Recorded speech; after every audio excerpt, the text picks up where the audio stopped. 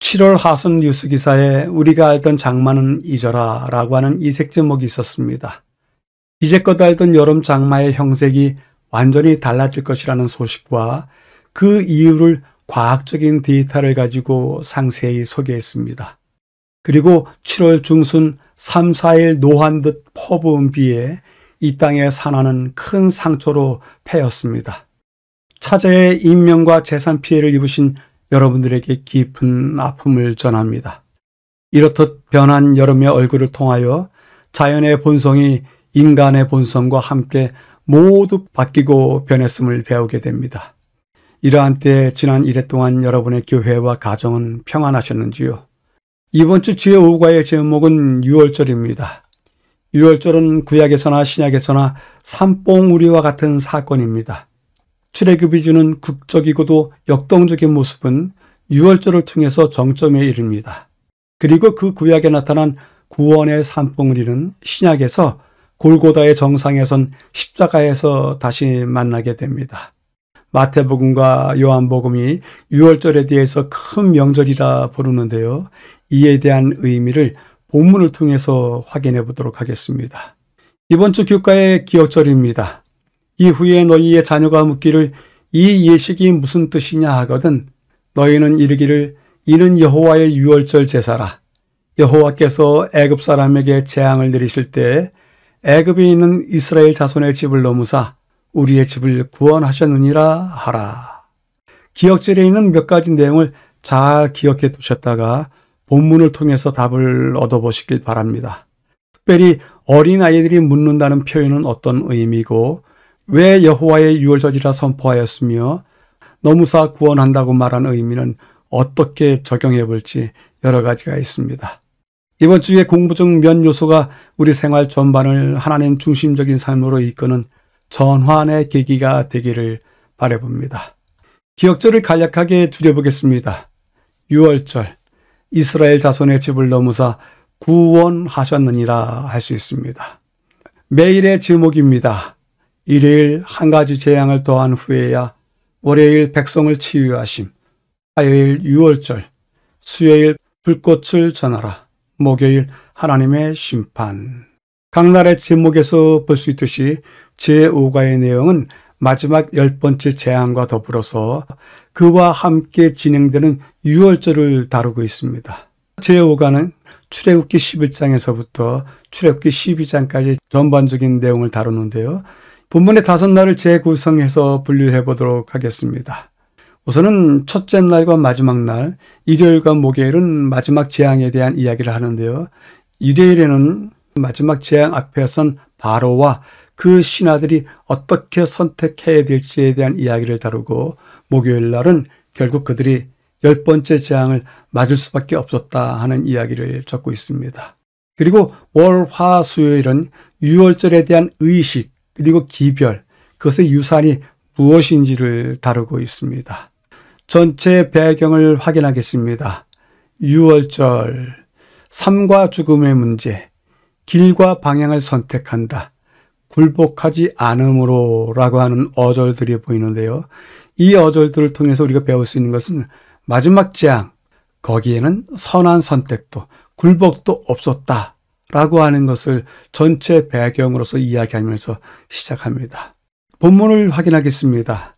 10번째이자 마지막 재앙이 내리려고 합니다. 10번째 재앙은 이제 삶과 죽음의 문제이고 개인의 생명뿐만 아니라 가족과 온 나라의 존망이 달린 위태롭고 중차대한 상황이었습니다. 바로와 신하들은 백성들 전체의 삶이 달린 죽느냐 사느냐의 문제를 결정해야 했습니다. 이스라엘에 살아계신 하나님에 대한 바로의 태도는 그 자신뿐만 아니라 온 나라의 미래를 좌우할 것입니다. 가운데 부분에요. 우리 자신만 아니라 많은 사람의 삶에 큰 영향을 미칠 수 있는 엄중한 상황이 우리의 손에 있을 수 있고 앞으로의 갈 길과 방향을 선택해야 할 때도 있습니다. 그러면 그럴 때 우리는 무엇을 느끼고 어떻게 행동해야 하겠습니까? 저자는 하나님께서는 우리에게 옳은 일을 할 수 있는 지혜와 깨달음, 능력을 기꺼이 주신다고 하시는데 과연 우리의 지도자들이 그리고 내가 그렇게 하나님께서 주신 지혜와 깨달음과 능력으로서 행해 왔는지 다시 한번 물어보게 됩니다. 마지막 부분에서는요, 문제는 우리의 완고한 마음이 언제나 옳은 일을 결정하지 않는다는 데 있습니다. 우리는 무엇이 옳은 일인지 알면서도 그 일을 행하기를 거부하는 경우가 자주 있습니다. 출애굽기에서도 한 사람 바로가 심지어 압도적인 증거가 있음에도 불구하고 하나님께 굴복하지 않고 자신뿐 아니라 많은 이들에게 비극을 가져다 주게 됩니다. 실제로 인생사는 종종 그렇게 진행되곤 한다고요. 우리도 여전히 겪는 문제이기도 합니다. 전체 배경을 요약해 보도록 하겠습니다. 6월절이었었는데요. 마지막 재앙을 대하는 선택이 미래를 결정한다. 때문에 바로와 그의 신하들의 역할이 중요했는데 그들이 어떻게 택했는지 확인해 보자 라고 하는 것이 전체의 주제였습니다. 이야기를 셋으로 이어나갔습니다. 10번째 재앙, 삶과 죽음의 문제이다. 이것을 어떻게 선택하느냐에 따라서 미래가 결정된다. 우리가 갈 길과 방향을 선택할 때 무엇으로 정해야 하겠는가? 하나님의 지혜를 구함이 정당하다. 그럼에도 불구하고 압도적인 증거에도 굴복하지 않아 비극적인 일이 생긴다. 바로에게 그러했고 우리 자신에게도 그러한 일이 비일비재한 것을 확인할 수 있다라고 이야기를 끌어왔습니다. 질문해 보겠습니다. 공동체의 유익과 미래를 위한 선택에 있어서 결정하는 사람들이 자신들의 욕망으로 그 일을 결정하는 것들을 본 적이 있으신지요? 우리가 거하는 공동체 안에서 그러한 일들이 비일비재한지 한번 확인해 보시게 되길 바랍니다. 첫째 날입니다. 한 가지 재앙을 더한 후에야. 다가올 재앙, 공의와 보응, 그리고 공의를 이행하실 것이라고 하는 어절이 보이는데요. 마지막 재앙 앞에 서 있다. 완전한 하나님의 공의가 이루어질 것이다. 그러니 너희가 어떻게 선택할 것이냐? 라고 하는 이야기들을 다루고 있습니다. 매우 중차대한 위기 순간에 서 있는 바로의 모습을 볼 수 있게 되는데요. 본문을 확인해 가도록 하겠습니다. 아모스 선지자는 주 여호와께서는 자기의 비밀을 그 종 선지자들에게 보이지 아니하시고는 결코 행하심이 없으시리라 라고 선언을 했습니다. 하나님께서 모세를 통해서 바로에게 다가올 일을 미리 알려주셨습니다. 가장 엄숙한 경고가 바로에게 주어졌습니다. 그런데 이 다가올 재앙은 교만함, 착취, 폭력, 우상 숭배에 대한 공정한 심판이 될 것입니다.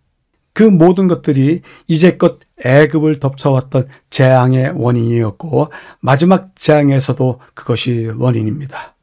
두 번째 부분은 출애굽기 11장을 읽으라고 하는데요.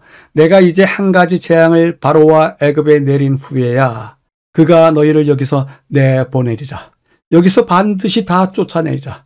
애굽 땅에 있는 모든 처음 난 것은 바로의 장자로부터 맷돌 위에 있는 몸종의 장자와 모든 가축의 처음 난 것까지 죽으리니 애굽 온 땅에 전무후무한 큰 부르짖음이 있으리라.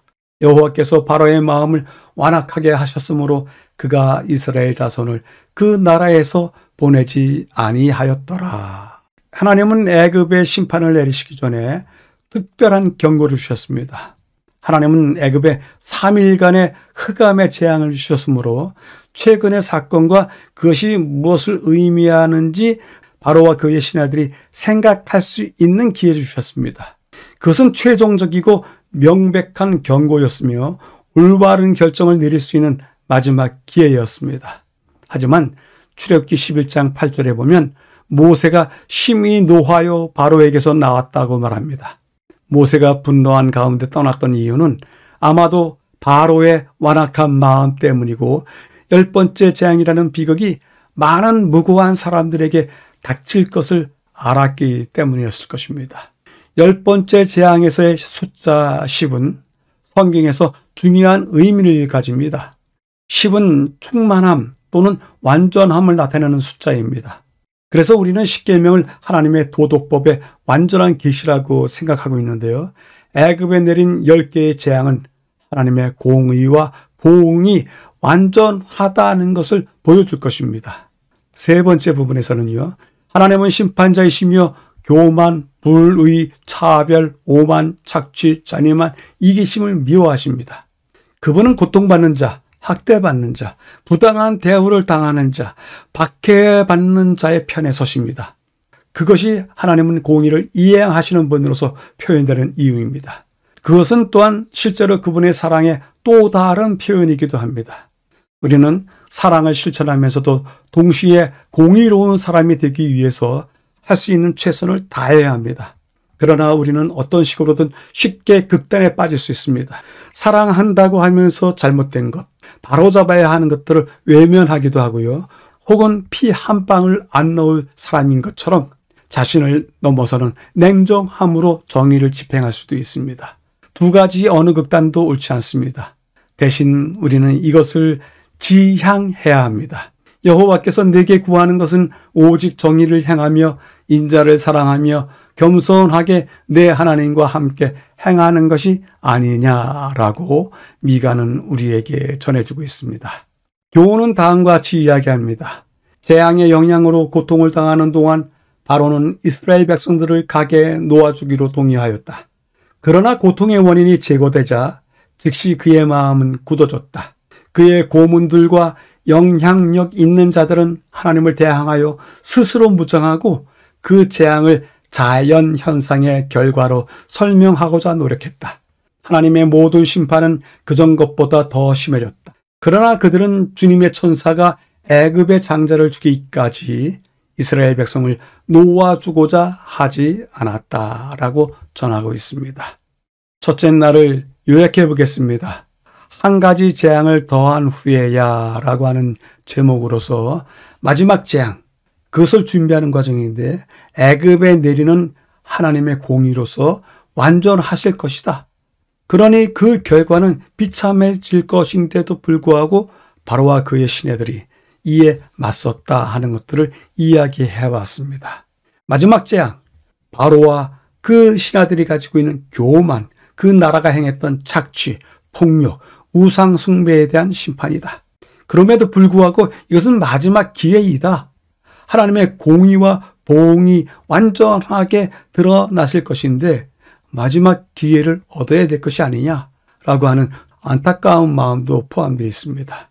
그러면서 우리들에게 하나님의 사랑과 공의를 배우라고 합니다. 외면하지도 말고 너무너무 냉정하지도 말라. 정의와 인자함과 겸손함으로 하나님의 사랑과 공의를 배우라고 마지막으로 이야기해 줬습니다. 질문해 보겠습니다. 하나님의 공의가 완전하듯이 우리의 결정도 그러합니까? 어떻게 훈련해야 되겠습니까? 어떤 모습으로 배워야 할지 우리 모두가 곰곰이 생각해 보아야 할 듯합니다.